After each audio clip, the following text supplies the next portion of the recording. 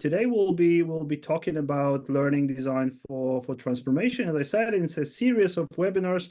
At the very end of this session, we will have an announcement of a few sessions, few upcoming sessions that I think are really interesting for all of the learning designers, the learning professionals. Because we want to keep it as a monthly challenge to ourselves, but also a monthly opportunity to meet you and see what are your challenges in the learning design process. Of course, what we want to do is to show you how the learning battle cards, how we use learning battle cards, what's are our experiences, what are our recipes of utilizing this tool. But my goal is not to have it as a sales presentation, but really have it as an educational challenge. So what I would like to do to give a transformation context, I recently read a really interesting book that is called Rewired. I will paste you a link in the materials to this. It's a book recently written by McKinsey, and they, as a large consulting company, they said it's like 89% of the organizations now are running transformation projects. Mostly those projects are focused on the digitizing processes, like, I don't know, running digital HR, running digital finance. There are tons of HR transformation projects, agile transformations, and also AI, and especially the large language models, implementing co-pilots, chat GPTs, etc., etc. There are tons of challenges and tons of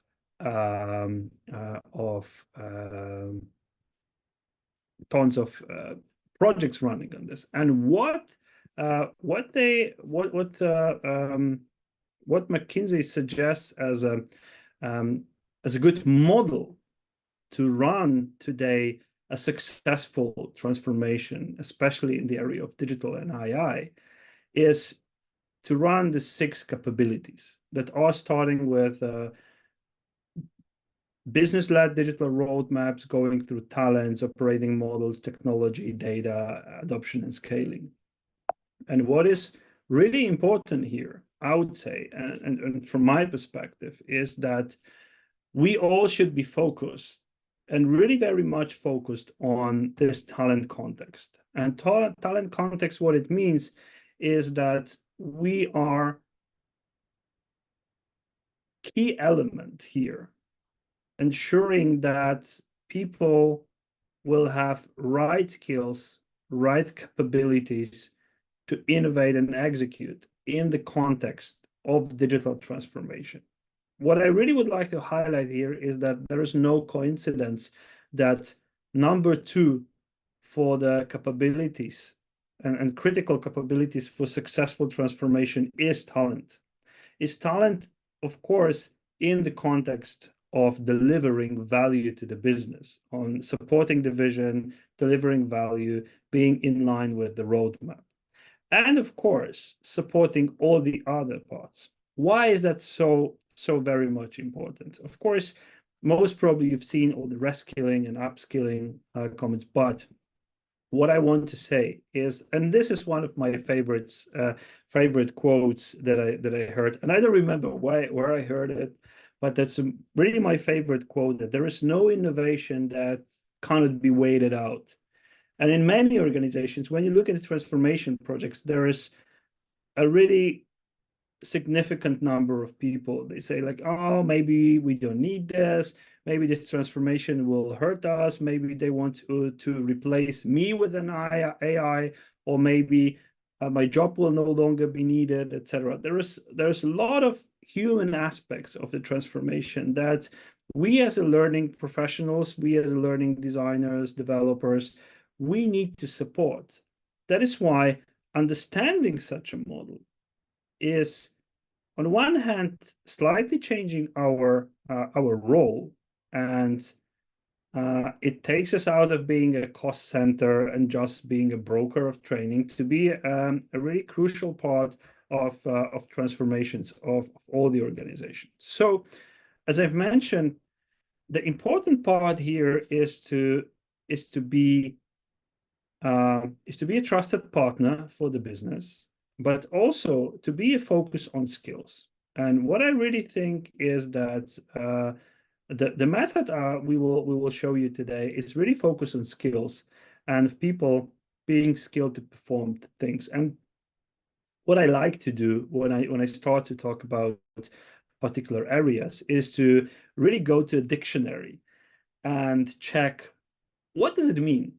What does it mean to have a skill? What the skill is? What's the definition of skill? And what I just found is like the best definitions I found is that the skill is an ability to do something, but to do something well is not to do something, but to do something in a really good manner with a good quality on time.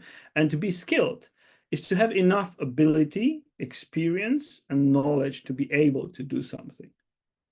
And when you think of it, and when you think of it in the matter of canvas that I will show you later, is we will talk about skills, we will talk about awareness, we will talk about knowledge and information. So what we will do, as a matter of fact, while we run the transformation support, learning transformation, learning support for transformation, we will run the reskilling and upskilling projects.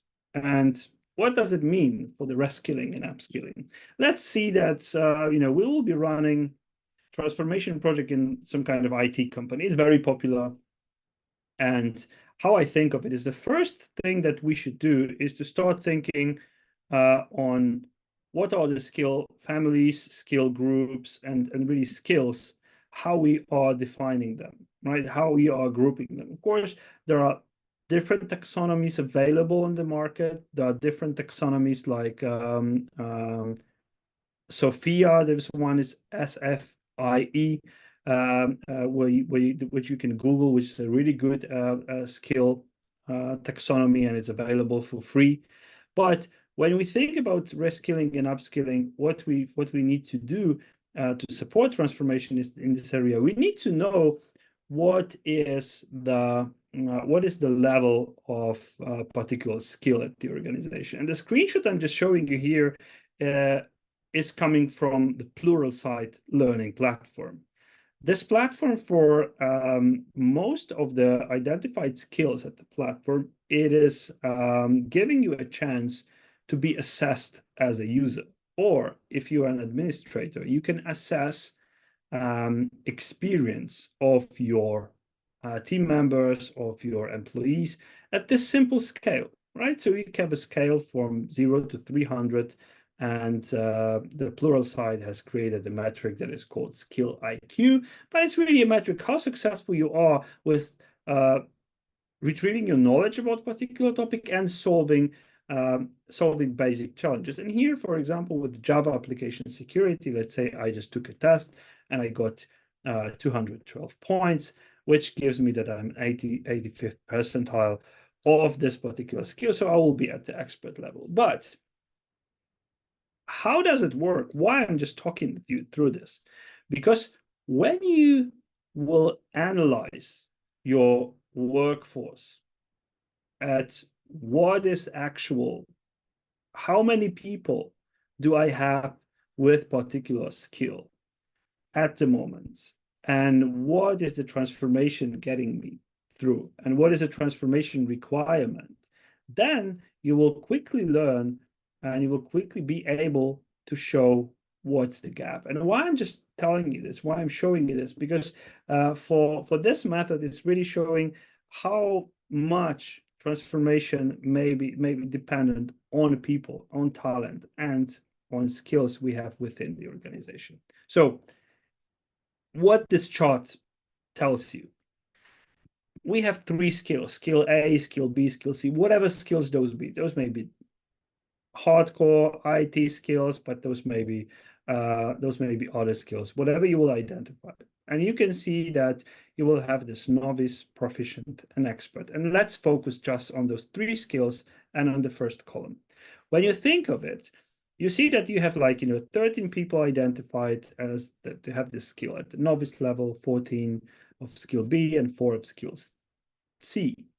And on a proficient, respective numbers, and also a significant number of experts, right? And this is your current state.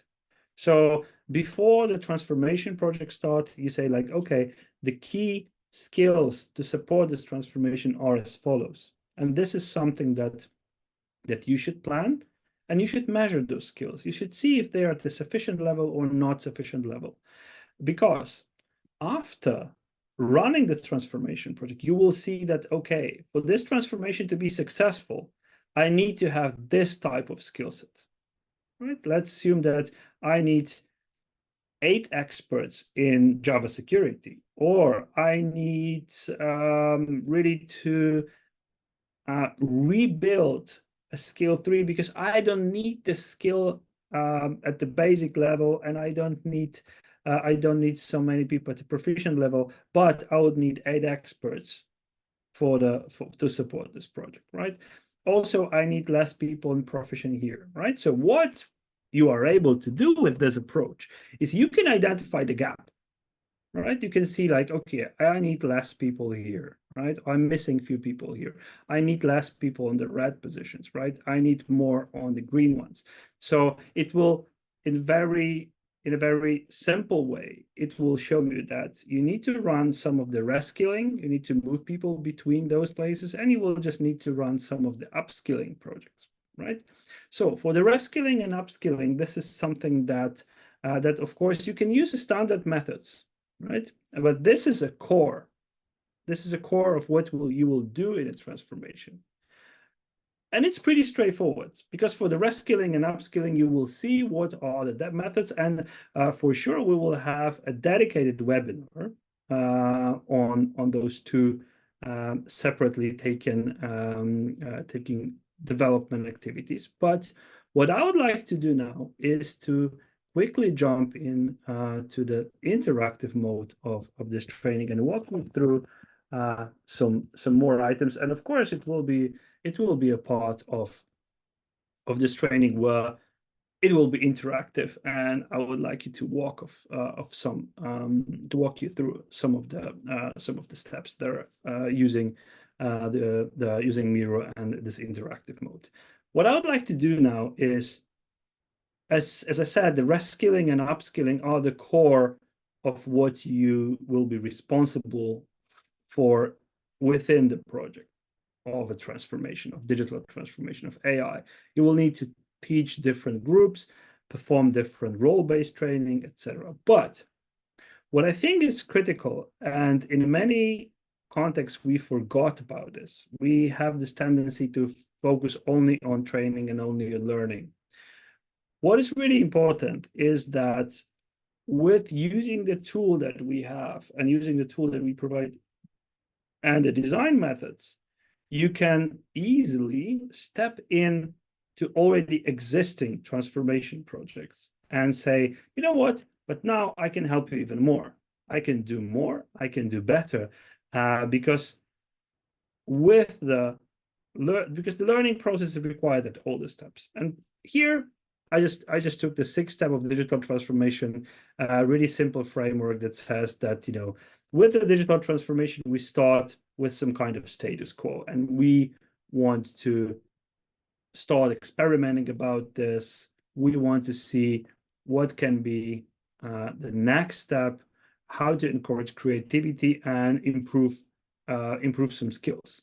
In many cases, most probably you've seen like internal hackathons at companies, or innovation camps, or agile camps, where people are open to innovate, to suggest prototypes, to see what can be done in digital transformation, right? Then, of course, when this experimentation is going to be finished, and some of the lessons learned are created, then it's becoming formalized, right? It becomes transferred to become initiative or a project, and then at this stage, in many cases, you look for a buy-in of leadership, you're starting to look for some fundings, and you see how you will add value to the organization through the innovation. How the things that were prototypes and they were conceptualized can add the value to the business and can be scaled up, right?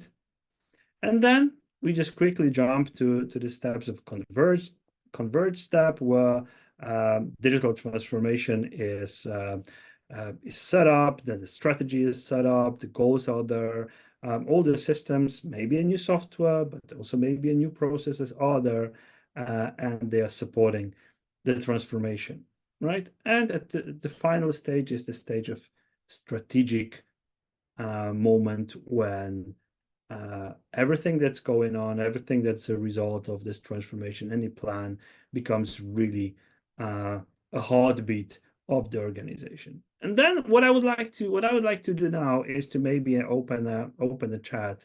I will just take a look at the chat window. How do you think, from your perspective, what will you be able to do to what kind of learning methods maybe, or you will be able to do to, let's focus on this formalized part, going from present and active when you are innovating, going to a formalized. We are in nice small group here, so even if you'd like, you can unmute yourself and we can have a short discussion. But the question is, like, if we think of moving from prototyping to having some formalized thing, asking for leadership buy-in, how would you support this shift? If you are we are all learning experts here. Let's have a short discussion. How would you support this? What can you do to support this transition?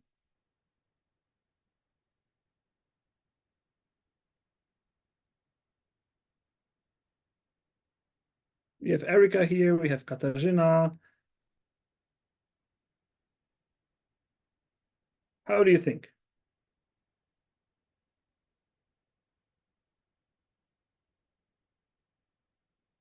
Okay, if I get no answers here, so then I will just tell you what's my way of thinking here, right? Because if we are at the time of experimentation, if we are experimenting, if we are trying to do something new,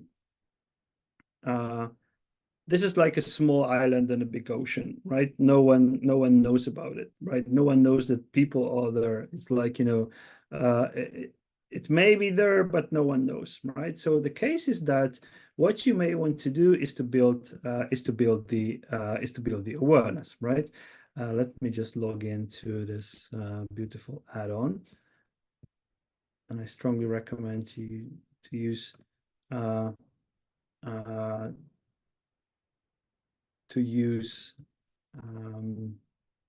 password managers, so then you don't have to remember all the passwords. But what you want to do is, at this stage, for sure, you want to build the awareness, right? So if you think about building the awareness, right, using the canvases that you have here, so when you want to build the awareness, and maybe in an informal way, and maybe asynchronous, maybe in both self-learning and peers, let's see what we can do here. So I would say we can, of course, write an article, right? We can write an article to support this transformation. And this, as you can see, this may be really something that will support me with figuring out how can I do this. Maybe I can just create a blog, and maybe the blog, it will be or a set of articles, right? Those are very close to each other. But let's see, maybe a case study, maybe a co-writing, or maybe a community of practice here, right? Maybe I will just take those leaders who are here, and I will just build a community of practice out of this experimentation, right? So this is how I start to think of it, right? There is no right or wrong answer here, but what I think it's valuable is that this kind of library is unlocking my thinking, right? Is saying me that Okay, with this approach, I can really quickly come up with a set of solutions, with set of suggestions, and also I can join this kind of the transformation team. I can join a project team and start suggesting additional layer that they may not have an expertise with, right? And with usage of learning battle cards, of just having the list of learning methods listed and suggested here, of course you can start adding here additional layer of the content, have the interactive version, and work on how the particular methods can be utilized. But what I want to highlight here is not maybe so much focusing on how it can be done. What I've experienced supporting different projects is that it's really difficult from a perspective of a person who is joining from the learning perspective, joining the transformation projects, especially on the digital and AI transformations. The challenge there is that in many cases, project teams has already set up, it's like, oh, but your training part is here on the 5th page of our requirements, and we want you to deliver 2 trainings as an e-learning and put it on the LMS, right? But with this approach that I just show you here, you can just look at the whole transformation project, the whole map of a transformation, the whole map of a project, and you can fit in to the existing way of thinking. And using learning battle cards, you can support existing way of thinking. So the learning battle cards as a tool, or any other library of learning methods, or you with your knowledge and your positive attitude of delivering learning design, you can fit the already existing projects with your knowledge, with totally different layer of the content. Okay, so now my question is, do you have any questions? If yes, then please unmute yourself or put a question in the chat window, so I will be able to answer them if I can, of course. And if not, then we'll just continue with the content we have prepared for you today.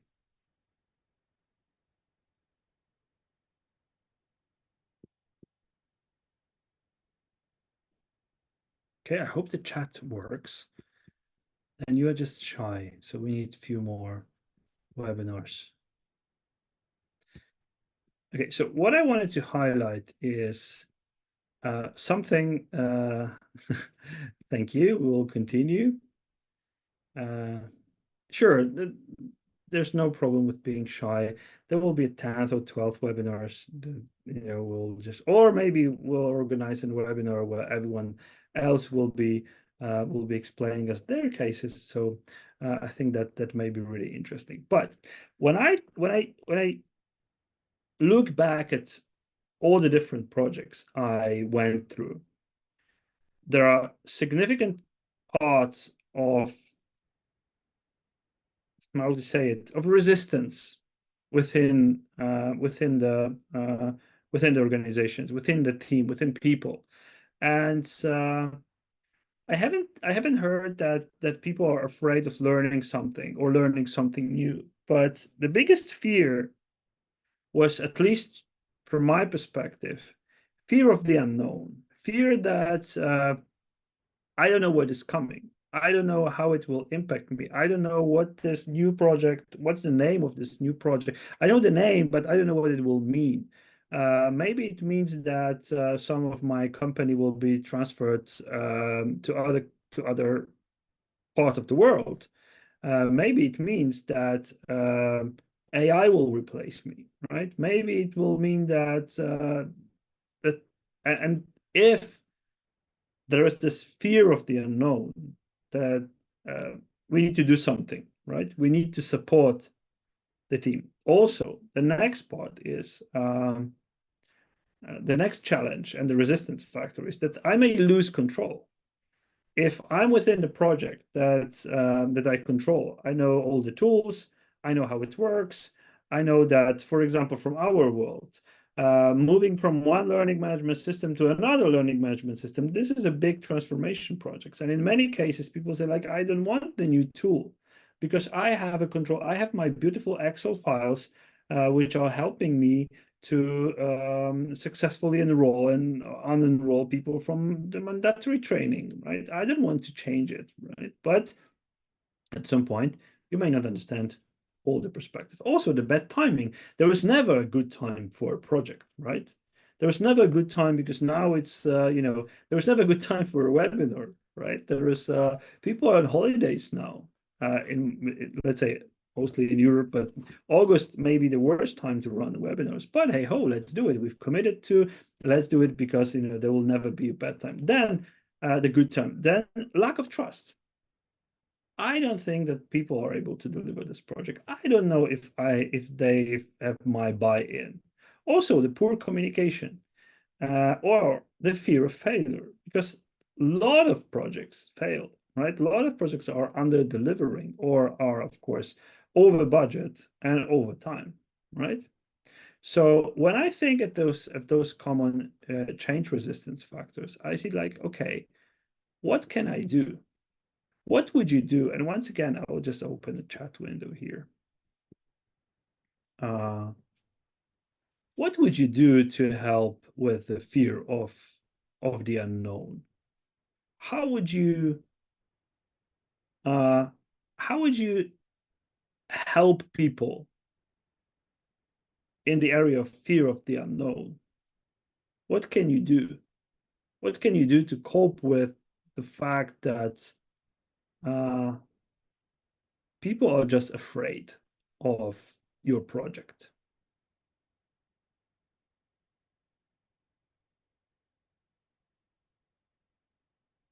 Let's just think for a few moments here.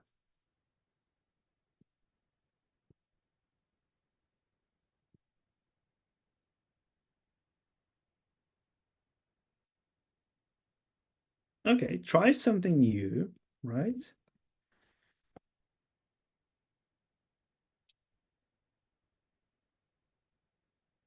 So what can we do here? It would be helpful to show them, okay, to show them how does it align with their current job. Disarm fear with open discussion. Okay. So let's look at this. We can have a discussion here, right? Perfect. I like it. Maybe we can have again the community, right? Maybe a social maybe a social media, maybe not a community of practice, maybe a social media platform, maybe a Yama with daily discussions addressing the concerns, right? Maybe we should have a video layer.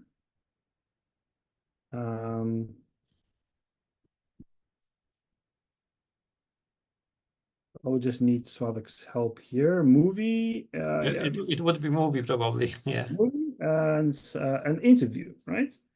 Maybe we should have a movie, an interview with top leaders, right? And look at this. Then just adding some points here, I can answer to your discussion, right? I can become from just a learning designer, I can become quickly a learning consultant, right? Disarming the fear with open discussions. I really like it. Let's add it here. I love it. Would you help to show them how it doesn't align with what their current state is? I really love this, Erica. Thank you very much for adding this. Maybe this movie should be about this, right? Maybe there should be a testimonial from an employee, maybe someone who just started to work on this, right? And maybe this interview, this is exactly what you said, right? There will be a movie interviewing, showing someone, right? How this may work, how this may operate, right? So what do you think about this? because I know the learning bubble guards, but it goes quickly, it goes smooth. We just come up with an idea, and why I'm just asking so many questions to you, because I think that this may really help you to run this in an interactive way, to jump into the project, as Erica, as you said, like how this allows us to inject ourselves into the larger project. This is something that with even with a 5-minute discussion, I can just tell you from my experience. I had recently had a quick call about the transformation project, about changing some tools, and I said, like, okay, oh, let me just open the board and let me just show you what's my thinking process. Maybe this will add value. Just give me 5 minutes. And the person who is a sponsor of the project said, like, yeah, I've never looked at the project from this angle. I've never looked at this from this talent perspective. I've never looked at this from the perspective of having so much impact as a talent person, right? And then what I really would like to show you is that in the model we discussed here, and in the model that McKinsey suggested, this talent part is really a key element of successful transformation. So if we really want to do this, then it's our role to do it in a way that may be effective, visual, etc. Right? So I don't want to just go through all the other parts here, but as you can see, this may be really a nice workshop, online or offline, whatever you want, but this is really an approach in which you can add value with your knowledge, with your experience. You can add a ton of value with, like, few sentences, few words that you can add with some of the context. This is like 2 cards and 1 note, and it says, okay, show them how it is aligned with what their current state is. And that it will be an interview with an employee, that it will be a really short video that can be distributed via social media. And if you just put those few sentences, it starts to add to the project, because then okay, what's the next step? I need to have this community built for the project. I need to build this communication layer.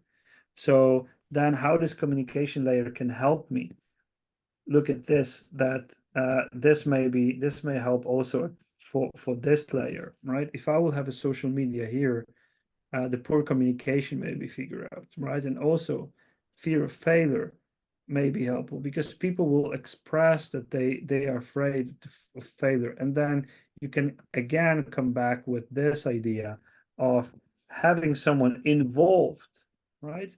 Of having someone engaged into the process. So you can say that, okay, I have an audience engagement. As an audience engagement process, I will have those movies recorded and distributed on the social media. And this is how you build this, right? This is how you can evolve this. This is how you can just jump into this process and see what will be the outcomes. As you can see here, it will be all evolving, and this is all something that may really help you with getting a really great support to the project and really great value to the project. Okay, if you have any questions, please type in or unmute yourself. If not, then I will invite you to an interactive part of an exercise. Oh, sure, Erica. I hope you can unmute yourself. I can. Hi, thank you. I me and a couple of my colleagues here in the United States, we've been doing, some beta testing with the Learning Battle Card app in Miro. Sure. And one of the things that I wanted to ask you about through your experiences is, how have clients and stakeholders responded to you when utilizing the cards? If you can say possibly also specifically inside of the Miro space, when they may have not been introduced to these cards before, have you found that there's quite a lift in trying to get them up to speed about what these cards are or what they do, or do you find them to be fairly responsive and comprehend all of the data on the card? Because a lot of that data does seem to be very specific to designers and developers and Yes. might be lost upon some of our stakeholders and clients. Sure, I love your question. Thank you very much for asking this. I will just give an example from I think last week. I just showed it to the person who have seen this for the first time. And what is my recommendation here is to what I did. I just worked on this side of the card, right? So I just started to work on this side of the card. And we discussed it. We discussed it like, okay, this is an audience engagement, what it means. I just quickly read the definition, and we started to work at this layer, right? Because of course this layer is more interesting from the design perspective, right? But it's too complicated at the first sight for everyone who's in the project. So when I'm just showing this for the first time to the group, I'm always using this page, or even I just go to audience. I even sometimes use this explanation that is added here. I'm just showing that audience engagement, this is here, and I will just show you one. Maybe this is not surprising, but once I even used the simplified version. I just used the crop feature, and I've prepared. This may be a small hack, and I know that Slavik, your heart will bleed, but I just use this in a very simplified way. I use it as I'm just showing you this now. So I use it in a way where it has been cropped, and I said like, okay, this is audience engagement, this is this, and then I just started to introduce it in a way that it will be more complex. And you can also use this section as an activity. You can use it. You can use it in the simplified form, right? So, but what I strongly recommend, and I hope that this answers your question, that using this card, I would rate it as this. Okay, this is the simplest. This may be more complex. Then you can quickly use this format, and this is the most advanced, right? So the more people will be familiar with the method, the more advanced you can go and the more discussions you can have with them, right? So this is how I would approach it, right? How I would like from a really simplified icon to really something that is complex. And I do agree that it may be overwhelming. Right. Okay. So I hope Erica, I hope I answered your question. You did. Thank you. I appreciate your perspective on that, because I know that my colleagues and I, we were, iterating on what would the possibility be. And so it was just really great to be able to hear it from your perspective, because we find such value in these cards. And we love this idea of being able to bring them into the virtual collaborative space. And then we wanted to be able to make sure that we were asking these important questions, because to the point that you made about us being able to see if we can be brought in earlier or to be perceived more as performance consultants, we want to make sure that we're doing the cards the best amount of service as possible, by not necessarily making it look like it's jargony or it's keeping us outside of that idea of that we're speaking the language of the stakeholder, we're speaking the language of the client. Yes, I totally agree. So I would say I would use, this is a bit of a playing with, but sometimes it's useful. I had a project that was really complex. I was given the whole big Gantt chart for the transformation project, and I wasn't able to add cards because they were too large. So I was just cropping each method that I needed and I just pasted them and as those circles. And but it really helped. It added a layer, right? And I was able to track it.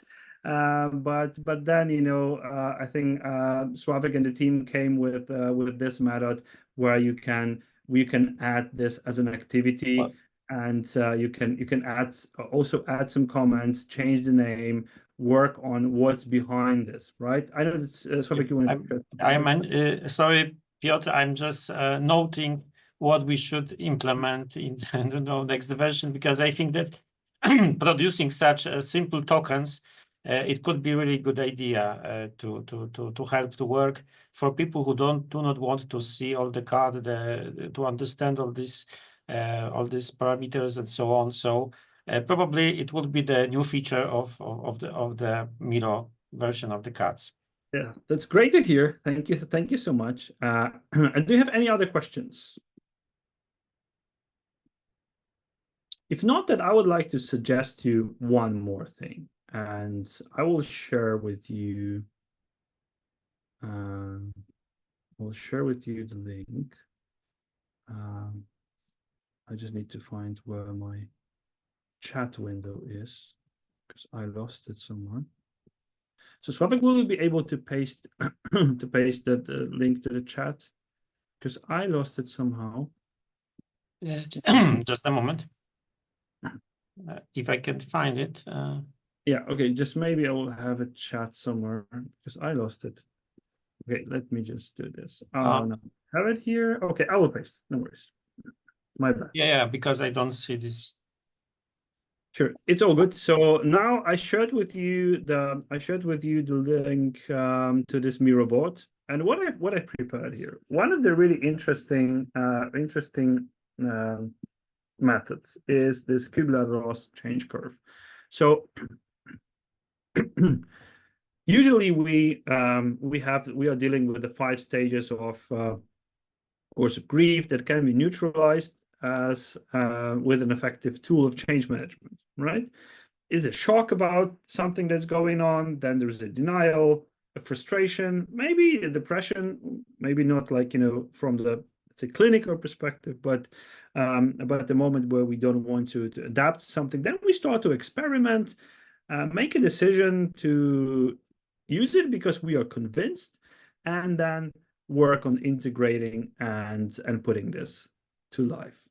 So what I wanted to do now, and it's just a short exercise, but what I wanted to show you is that below this chart, I pasted the whole deck of cards. And what I wanted you to do is like to see, maybe drag, just pick one that you will think, like pick one card that will match, I don't know, maybe a shock or denial or frustration, whichever part of this, or maybe integration or decision, which you would like the best. So what I would like to suggest is that you zoom in to the deck of cards.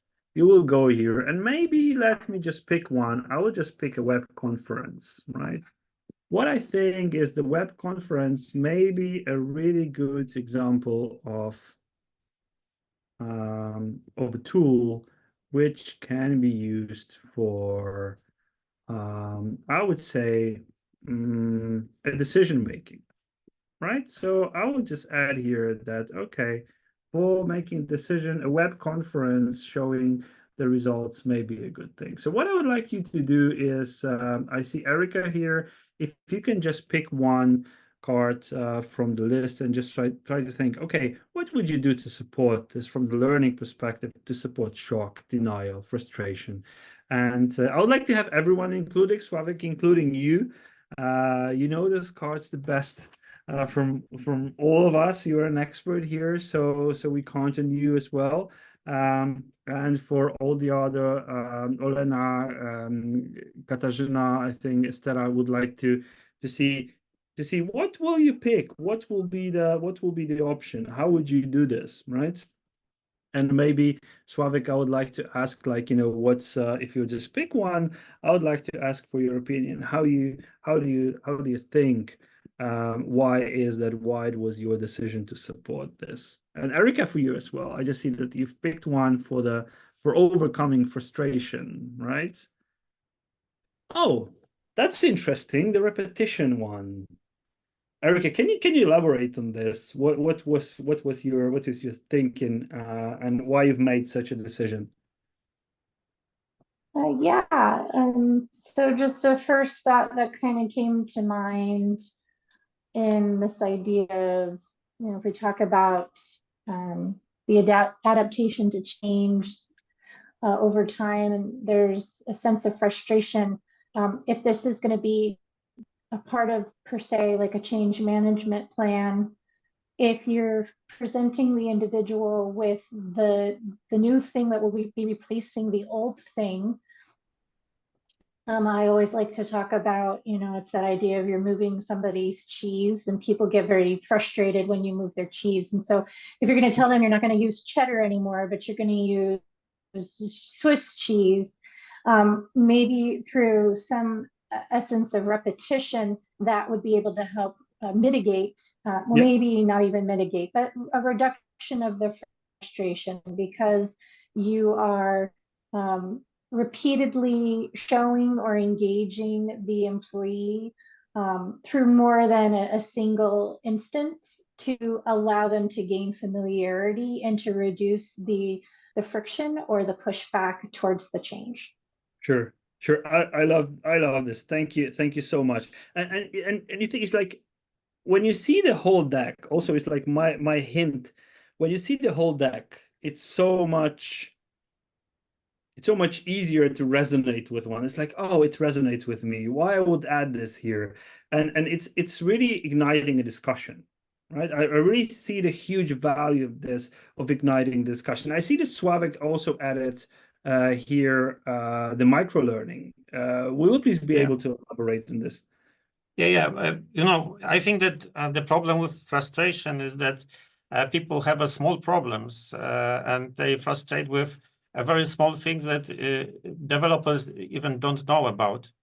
So for me, producing some small solutions, small micro learning, which will explain how to do small, simple things, could overcome the frustration here. So I think this is good. And the second that I did is also the observation, which would be connected with experiment. Because I think that what we lack in the project is that we allow people experiment, but we don't know collect the results of these experiments. So people doing some things, sometimes they fail, sometimes they do something, but there is no way to collect this data and to use it to improve the products or to improve the software or whatever is implemented. Sure. Okay, perfect. Thank you so much. And as you can see here, it's like we can collectively build this. We can collectively add items here. We can start discussing them, how they are connected to each other, right? How social media that Katarzyna suggested, how they can help with people being depressed with the condition they are. Maybe they need to have some kind of, like, anonymous questions. Right? It's sometimes asking anonymous question at the group, especially social media. Asking anonymous question may ask a question that is which is trivial, right? Which may sound trivial, which may not be the social network. Okay, so let's assume that this will be social network, and of course this is helping us to build this, right? And what I wanted to show you is look what we did now. We played with this. I like to move self-reflection to depression, but I can't do it on my phone. Okay, so the self-reflection to depression. Yeah, that's a really good idea, right? That's a really good idea. Do I have a self-analysis, right? This may be a good self-reflection, reflection. So what I want to highlight here, look what has happened. We've used 3 different schemes, right? We used 6 steps of digital transformation. That is one method. We used common change resistance factor, which is another method. We use a Kubler-Ross change curve, which is another method. And we can always adjust this layer of learning, this layer of design to them. And what I really want to highlight here is that this is the huge value of working with such a with the tool that is card-based, the tool that is adding additional layer, and a tool that is really on top of what you do.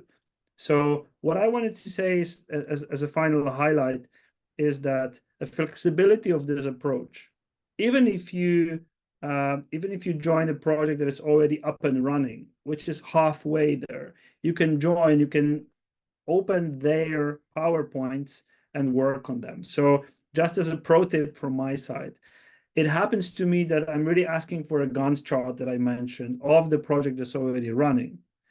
And I can paste it to the whiteboard and start fiddling with it and start adding a layer of this and then to explain this.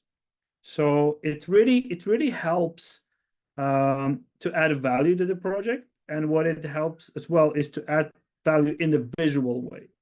And I think your audience will appreciate this. Okay. So without the further ado, what I would like to do now is to have a quick closing and to tell you what is coming next, as we are really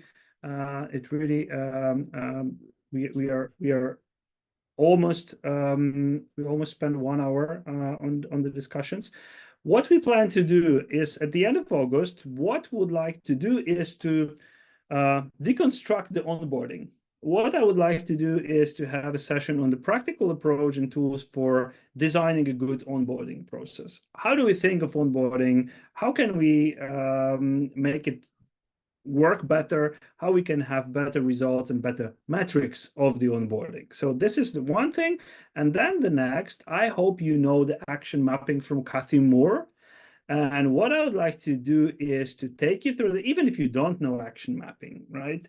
What I would like to do is that at the end of September, I would like to walk you through the action mapping, including learning battle cards. So what I would like to do is to add one more step or one more layer to learning battle cards that will be able to, we'll walk you through from setting up the goal to really figuring out what kind of methods, what kind of learning tools can be used to encourage the success and among our learners, and to really see what can be done there. So if you have any questions, I think it's a good time to have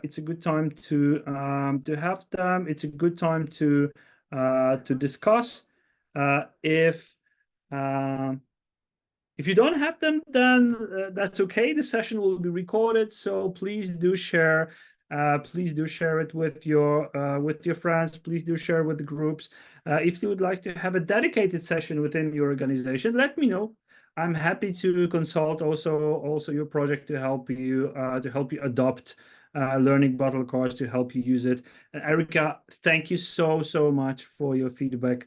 I think you just got some inspiration out of it, and that this session was useful for you. And we will of course keep you posted about from Słavik's side about the innovation that he plans to introduce to the tool itself, as well as for the upcoming sessions and all the content and materials that we will produce.